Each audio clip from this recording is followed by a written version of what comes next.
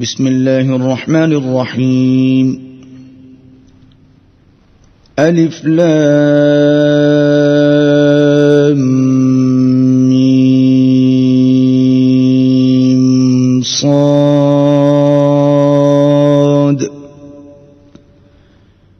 كتاب أنزل إليك فلا يكن في صدرك حرج منه لتنذر به وذكرى للمؤمنين. اتبعوا ما أنزل إليكم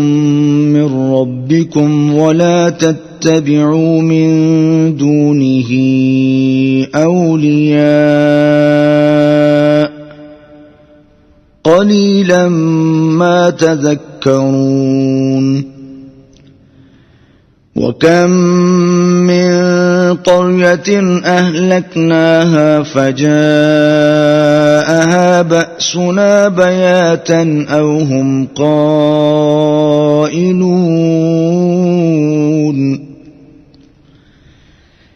فما كان دعواهم إذ جاءهم بأسنا إلا أن قالوا إنا كنا ظالمين.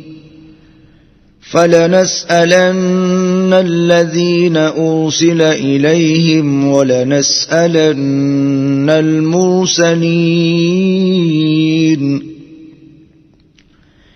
فلنقصن عليهم بعلم وما كنا غائبين.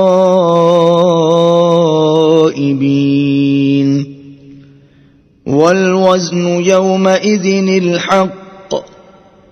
فمن ثقلت موازينه فأولئك هم المفلحون. ومن خفت موازينه فأولئك الذين خسروا أنفسهم بما كانوا بآياتنا يظلمون. ولقد مكناكم في الأرض وجعلنا لكم فيها معايش قليلا ما تشكرون. ولقد خلقناكم ثم صورناكم ثم قلنا للملائكة اسجدوا لآدم فسجدوا إلا إبليس لم يكن من الساجدين. قال ما منعك ألا تسجد إذ أمرتك؟ قال أنا خير منه خلقتني من نار وخلقته من طين. قال فاهبط منها فما يكون لك أن تتكبر فيها فاخرج إنك من الصاغرين. قال أنظرني إلى يوم يبعثون. قال إنك من المنظرين. قال فبما أغويتني لأقعدن لهم صراطك المستقيم ثم لآتينهم من بين أيديهم ومن خلفهم وعن أيمانهم وعن شمائلهم ولا تجد أكثرهم شاكرين. قال اخرج منها مذءوما مدحورا لمن تبعك منهم لأملأن جهنم منكم أجمعين ويا آدم اسكن أنت وزوجك الجنة فكلا من حيث شئتما ولا تقربا هذه الشجرة فتكونا من الظالمين فوسوس لهما الشيطان ليبدي لهما ما وري عنهما من سوآتهما وقال ما نهاكما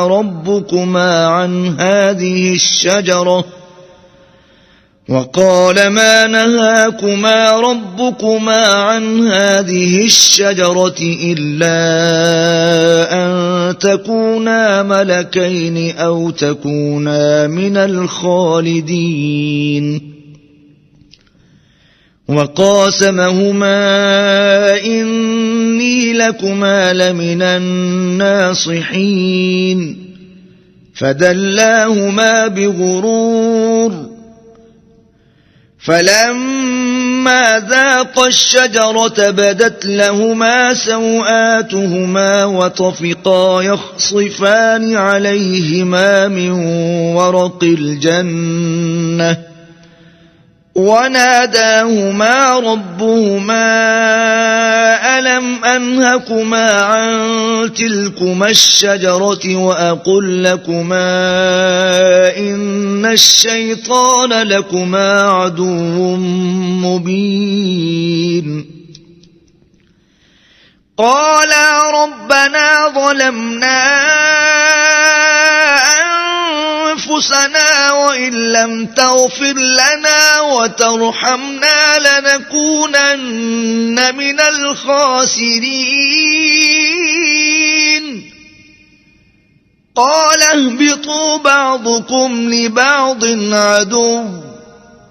ولكم في الأرض مستقر ومتاع إلى حين قال فيها تحيون وفيها تموتون ومنها تخرجون يا بني آدم قد أنزلنا عليكم لباسا يواري سوآتكم وريشا ولباس التقوى ذلك خير ذلك من آيات الله لعلهم يذكرون يا بني آدم لا يفتننكم الشيطان كما أخرج أبويكم من الجنة ينزع عنهما لباسهما ليريهما سوآتهما إنه يراكم هو وقبيله من حيث لا ترونهم إنا جعلنا الشياطين أولياء للذين لا يؤمنون وإذا فعلوا فاحشة قالوا وجدنا عليها آباءنا والله أمرنا بها قل إن الله لا يأمر بالفحشاء أتقولون على الله ما لا تعلمون قل أمر ربي بالقسط وأقيموا وجوهكم عند كل مسجد وادعوه مخلصين له الدين كما بدأكم تعودون فريقا هدى وفريقا حق عليهم الضلالة إنهم اتخذوا الشياطين أولياء من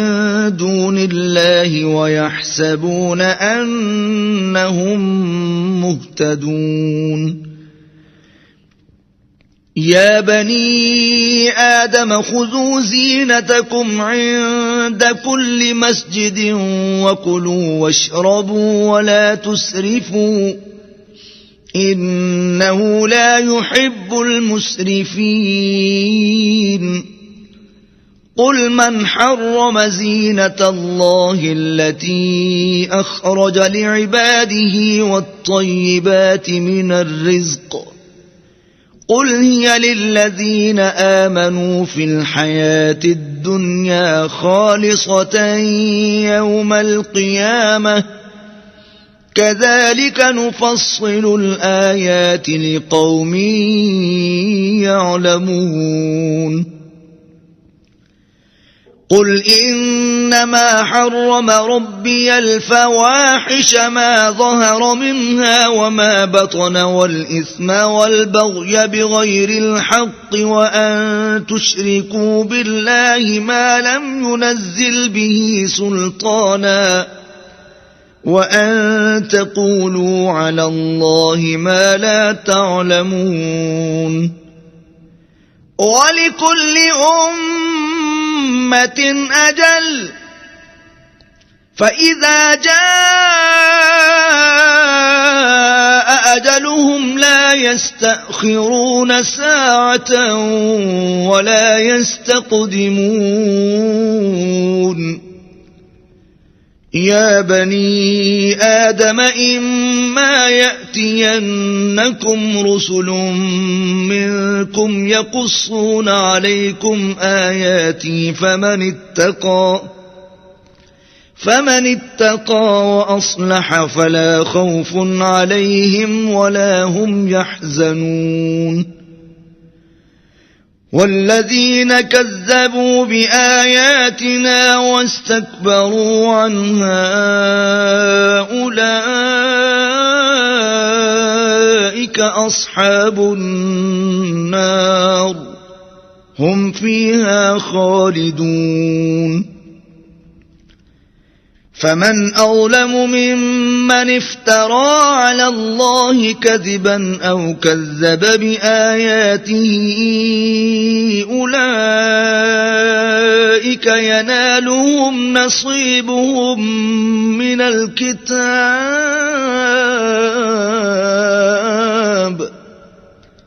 حتى إذا جاءتهم رسلنا يتوفونهم قالوا أين ما كنتم تدعون من دون الله قالوا ضلوا عنا وشهدوا على أنفسهم أنهم كانوا كافرين قال ادخلوا في قد خلت من قبلكم من الجن والإنس في النار كلما دخلت أمة لعنت أختها حتى إذا اداركوا فيها جميعا قالت أخراهم لأولاهم ربنا هؤلاء أضلونا فآتهم عذابا ضعفا من النار قال لكل ضعف ولكن لا تعلمون وقالت أولاهم لأخراهم فما كان لكم علينا من فضل فذوقوا العذاب بما كنتم تكسبون إن الذين كذبوا بآياتنا واستكبروا عنها لا تفتح لهم أبواب السماء ولا يدخلون الجنة حتى يلج الجمل في سم الخياط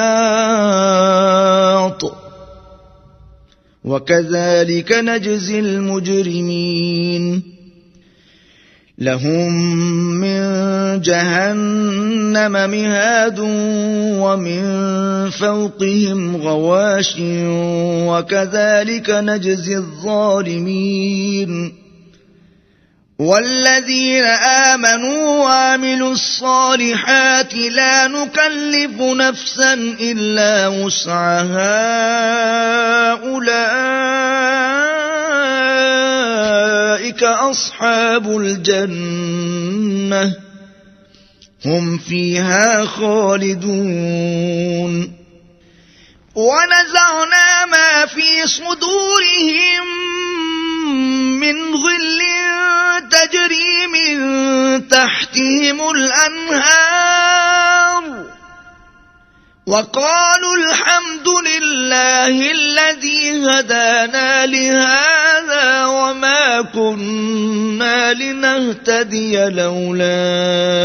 أن هدانا الله لقد جاءت رسل ربنا بالحق ونودوا أن تلكم الجنة أورثتموها بما كنتم تعملون ونادى أصحاب الجنة أصحاب النار أن قد وجدنا ما وعدنا ربنا حقا فهل وجدتم ما وعد ربكم حقا قالوا نعم فأذن مؤذن بينهم اللعنة الله على الظالمين الذين يصدون عن سبيل الله ويبغونها عوجا وهم بالآخرة كافرون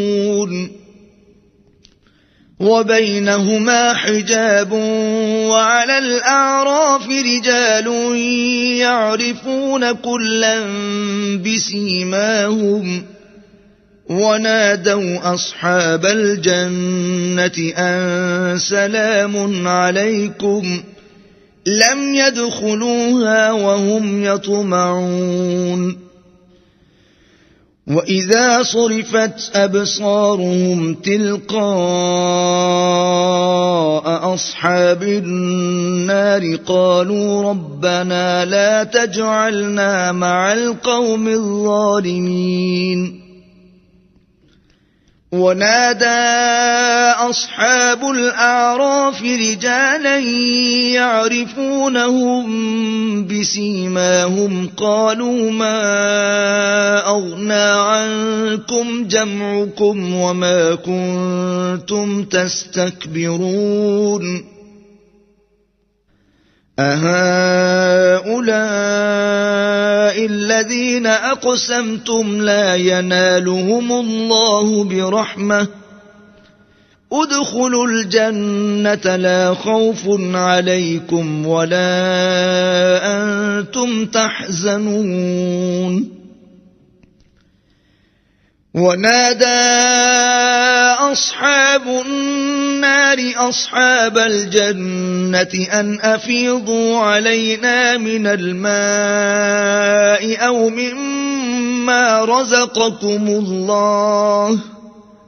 قالوا إن الله حرمهما على الكافرين الذين اتخذوا دينهم لهوا ولعبا وغرتهم الحياة الدنيا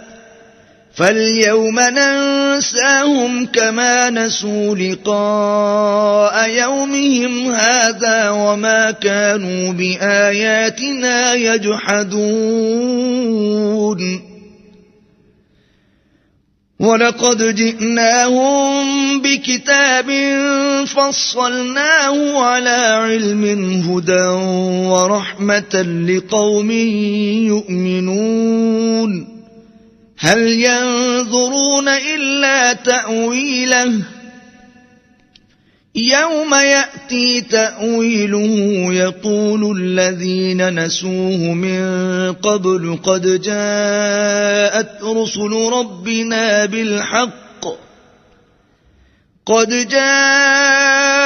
رسل ربنا بالحق فهل لنا من شفعاء فيشفعوا لنا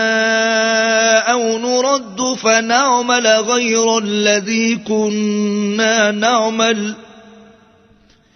قد خسروا أنفسهم وضل عنهم ما كانوا يفترون إن ربكم الله الذي خلق السماوات والأرض في 6 أيام ثم استوى على العرش يغشي الليل النهار يطلبه حثيثا والشمس والقمر والنجوم مسخرات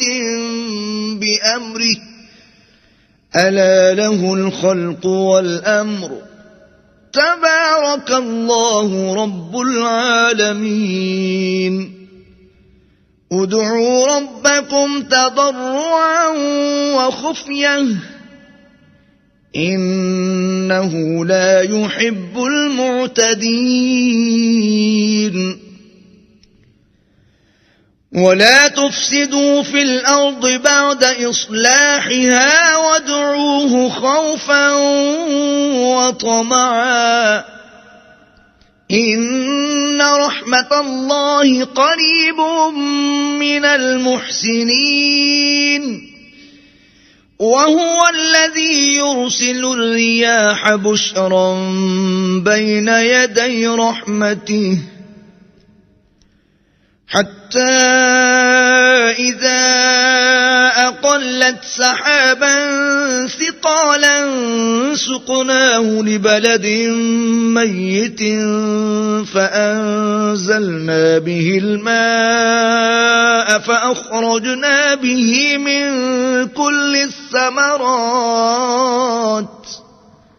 كذلك نخرج الموتى لعلكم تذكرون والبلد الطيب يخرج نباته بإذن ربه والذي خبث لا يخرج إلا نكدا كذلك نصرف الآيات لقوم يشكرون لقد أرسلنا نوحا إلى قومه فقال يا قوم اعبدوا الله ما لكم من إله غيره إني أخاف عليكم عذاب يوم عظيم قال الملأ من قومه إنا لنراك في ضلال مبين قال يا قوم ليس بي ضلالة ولكني رسول من رب العالمين أبلغكم رسالات ربي وأنصح لكم وأعلم من الله ما لا تعلمون أو عجبتم أن جاءكم ذكر من ربكم على رجل منكم لينذركم ولتتقوا ولعلكم ترحمون فكذبوه فأنجيناه والذين معه في الفلك وأغرقنا الذين كذبوا بآياتنا إنهم كانوا قوما عمين وإلى عاد أخاهم هودا قال يا قوم اعبدوا الله ما لكم من إله غيره أفلا تتقون قال الملأ الذين كفروا من قومه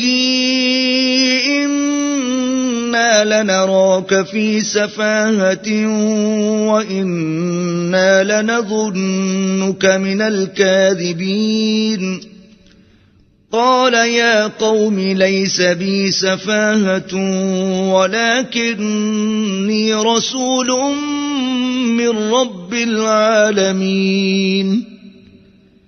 أبلغكم رسالات ربي وأنا لكم ناصح أمين أوعجبتم أن جاءكم ذكر من ربكم على رجل منكم لينذركم واذكروا إذ جعلكم خلفاء من بعد قوم نوح وزادكم في الخلق بسطة فاذكروا آلاء الله لعلكم تفلحون قالوا أجئتنا لنعبد الله وحده ونذر ما كان يعبد آباؤنا فأتنا بما تعدنا إن كنت من الصادقين قال قد وقع عليكم من ربكم رجس وغضب أتجادلونني في أسماء سميتموها أنتم وآباؤكم ما نزل الله بها من سلطان فانتظروا إني معكم من المنتظرين فأنجيناه والذين معه برحمة منا وقطعنا دابر الذين كذبوا بآياتنا وما كانوا مؤمنين وإلى ثمود أخاهم صالحا قال يا قوم اعبدوا الله ما لكم من إله غيره قد جاءتكم بينة من ربكم هذه ناقة الله لكم آية فذروها تأكل في أرض الله ولا تمسوها بسوء فيأخذكم عذاب أليم واذكروا إذ جعلكم خلفاء من بعد عاد وبوأكم في الأرض تتخذون من سهولها قصورا وتنحتون الجبال بيوتا فاذكروا آلاء الله ولا تعثوا في الأرض مفسدين قال الملأ الذين استكبروا من قومه للذين استضعفوا لمن آمن منهم أتعلمون أن صالحا مرسل من ربه قالوا إنا بما أرسل به مؤمنون قال الذين استكبروا إنا بالذي آمنتم به كافرون فعقروا الناقة وعتوا عن أمر ربهم وقالوا يا صالح ائتنا بما تعدنا إن كنت من المرسلين فأخذتهم الرجفة فأصبحوا في دارهم جاثمين فتولى عنهم وقال يا قوم لقد أبلغتكم رسالة ربي ونصحت لكم ولكن لا تحبون الناصحين ولوطا إذ قال لقومه أتأتون الفاحشة ما سبقكم بها من أحد من العالمين إنكم لتأتون الرجال شهوة من دون النساء بل أنتم قوم مسرفون وما كان جواب قومه إلا أن قالوا أخرجوهم من قريتكم إنهم أناس يتطهرون فأنجيناه وأهله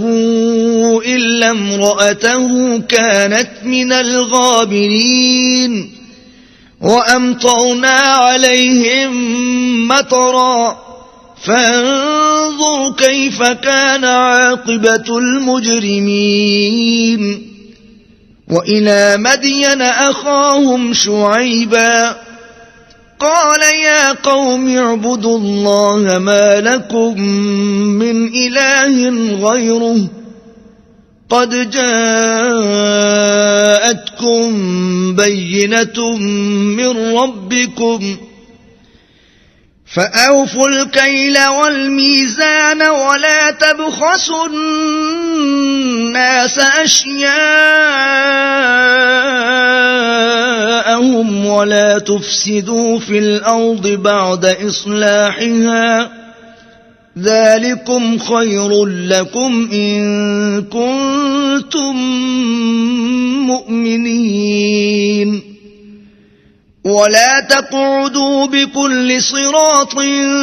توعدون وتصدون عن سبيل الله من آمن به وتبغونها عوجا واذكروا إذ كنتم قليلا فكثركم وانظروا كيف كان عاقبة المفسدين وإن كان طائفة منكم آمنوا بالذي أرسلت به وطائفة لم يؤمنوا فاصبروا حتى يحكم الله بيننا وهو خير الحاكمين قال الملأ الذين استكبروا من قومه لنخرجنك يا شعيب والذين آمنوا معك من قريتنا أو لتعودن في ملتنا قال أولو كنا كارهين قد افترينا على الله كذبا إن عدنا في ملتكم بعد إذ نجانا الله منها وما يكون لنا أن نعود فيها إلا أن يشاء الله ربنا وسع ربنا كل شيء علما على الله توكلنا ربنا افتح بيننا وبين قومنا بالحق وأنت خير الفاتحين. وقال الملأ الذين كفروا من قومه لئن اتبعتم شعيبا إنكم إذا لخاسرون. فأخذتهم الرجفة فأصبحوا في دارهم جاثمين. الذين كذبوا شعيبا كأن لم يغنوا فيها الذين كذبوا شعيبا كانوا هم الخاسرين. فتولى عنهم وقال يا قوم لقد أبلغتكم رسالات ربي ونصحت لكم فكيف آسى على قوم كافرين. وما أرسلنا في قرية من نبي إلا أخذنا أهلها بالبأساء والضراء لعلهم يضرعون. ثم بدلنا مكان السيئة الحسنة حتى عفوا وقالوا قد مس آباءنا الضراء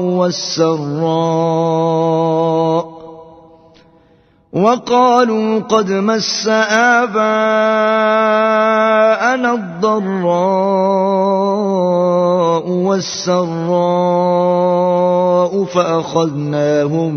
بغتة وهم لا يشعرون. ولو أن أهل القرى آمنوا واتقوا لفتحنا عليهم بركات من السماء والأرض ولكن كذبوا فأخذناهم بما كانوا يكسبون.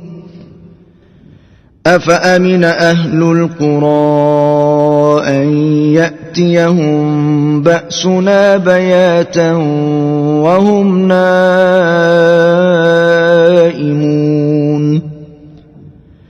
أوأمن أهل القرى أن يأتيهم بأسنا ضحى وهم يلعبون.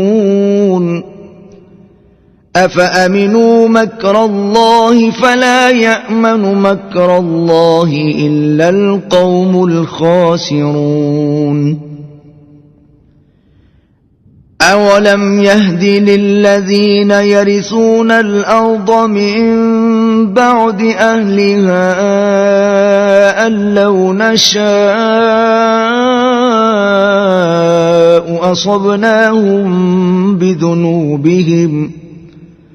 ونطبع على قلوبهم فهم لا يسمعون. تلك القرى نقص عليك من أنبائها ولقد جاءتهم رسلهم بالبينات فما كانوا ليؤمنوا بما كذبوا من قبل كذلك يطبع الله على قلوب الكافرين. وما وجدنا لأكثرهم من عهد وإن وجدنا أكثرهم لفاسقين. ثم بعثنا من بعدهم موسى بآياتنا إلى فرعون وملئه فظلموا بها فانظر كيف كان عاقبة المفسدين.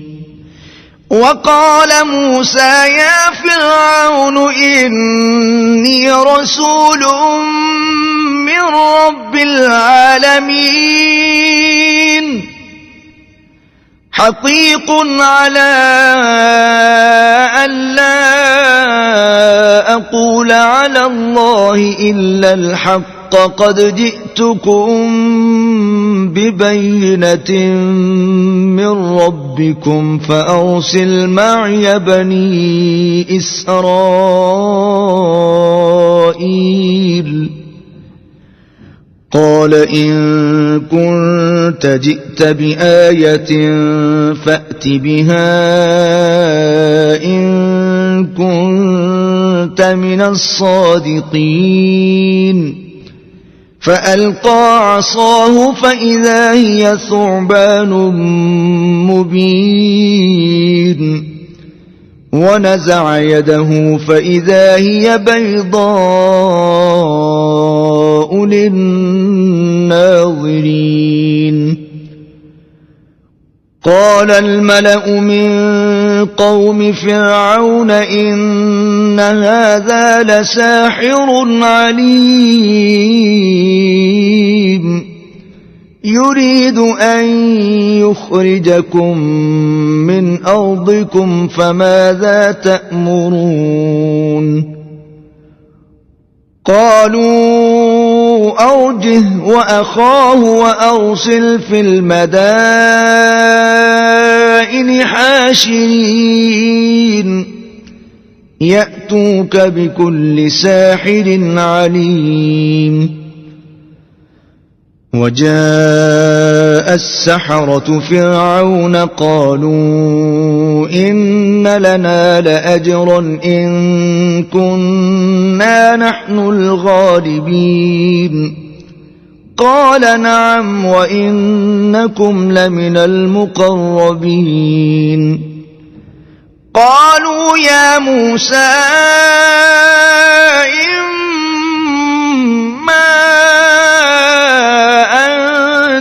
تلقي وإما أن نكون نحن الملقين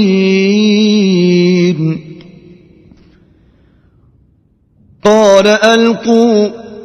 فلما ألقوا سحروا أعين الناس واسترهبوهم وجاءوا بسحر عظيم وأوحينا إلى موسى أن ألق عصاك فإذا هي تلقف ما يأفكون فوقع الحق وبطل ما كانوا يعملون فغلبوا هنالك وانقلبوا صاغرين وألقي السحرة ساجدين قالوا آمنا برب العالمين رب موسى وهارون قال فرعون آمنتم به قبل أن آذن لكم إن هذا لمكر مكرتموه في المدينة لتخرجوا منها أهلها فسوف تعلمون لأقطعن أيديكم وأرجلكم من خلاف ثم لأصلبنكم أجمعين قالوا إنا إلى ربنا منقلبون وما تنقم منا إلا أن آمنا بآيات ربنا لما جاءتنا ربنا أفرغ علينا صبرا وتوفنا مسلمين. وقال الملأ من قوم فرعون أتذر موسى وقومه ليفسدوا في الأرض ويذرك وآلهتك قال سنقتل أبناءهم ونستحيي نساءهم وإنا فوقهم قاهرون. قال موسى لقومه استعينوا بالله واصبروا إن الأرض لله يورثها من يشاء من عباده والعاقبة للمتقين. قالوا أوذينا من قبل أن تأتينا ومن بعد ما جئتنا قال عسى ربكم أن يهلك عدوكم ويستخلفكم في الأرض فينظر كيف تعملون. ولقد أخذنا آل فرعون بالسنين ونقص من الثمرات لعلهم يذكرون. فإذا جاءتهم الحسنة قالوا لنا هذه وإن تصبهم سيئة يطيروا بموسى ومن معه ألا إنما طائرهم عند الله ولكن أكثرهم لا يعلمون. وقالوا مهما تأتنا به من آية لتسحرنا بها فما نحن لك بمؤمنين. فأرسلنا عليهم الطوفان والجراد والقمل والضفادع والدم آيات مفصلات فاستكبروا وكانوا قوما مجرمين. ولما وقع عليهم الرجز قالوا يا موسى ادع لنا ربك بما عهد عندك لئن كشفت عنا الرجز لنؤمنن لك ولنرسلن معك بني إسرائيل.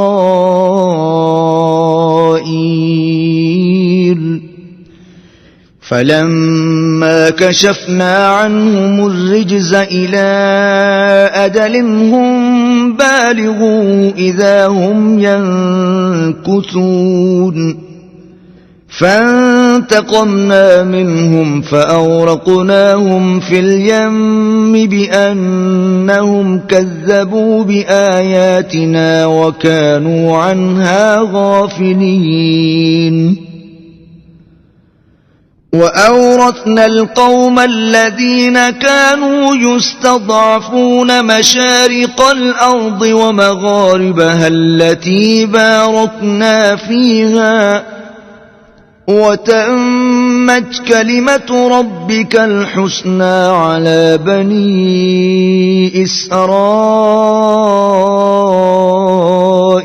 بما صبروا